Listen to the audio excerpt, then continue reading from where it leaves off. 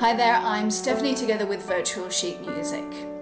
The last 6 months or so I've been focusing on topics and producing a series of resources particularly relevant to classroom teachers. PS, if you haven't seen these, please do go back and take a peek.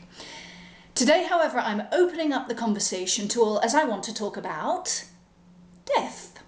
Yes, you heard me, that ubiquitous event that is as inevitable as tax, as Woody Allen once famously observed.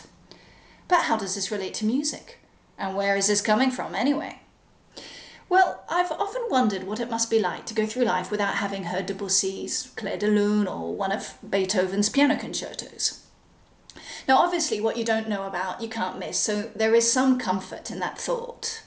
However, and without meaning to patronise, there seem to be many of us who sail through life without ever hearing some of the unimaginably beautiful musical essentials out there.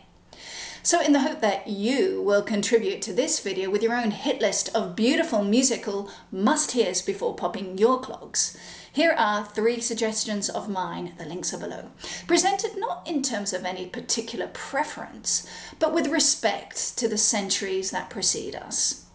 So my number 1 is Max Bruch's Scottish Fantasy. This violin concerto, unusually in 4 movements, is divine from beginning to end. The real goosebumps, however, come in the 3rd movement, which screams lushness, Hollywood romance and nostalgia. To be a Scot and not know this work is like voting for Brexit. Depressing.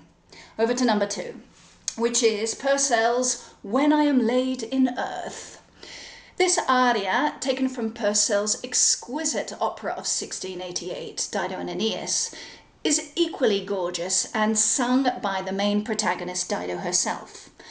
Now, if you can suspend disbelief at her having taken poison as a result of men problems, you'll be then drawn into the cello's hypnotizing downward to the tomb spiraling ground bass as the mezzo herself tries to resist, floating and soaring above, pleading to be remembered, but to forget her fate.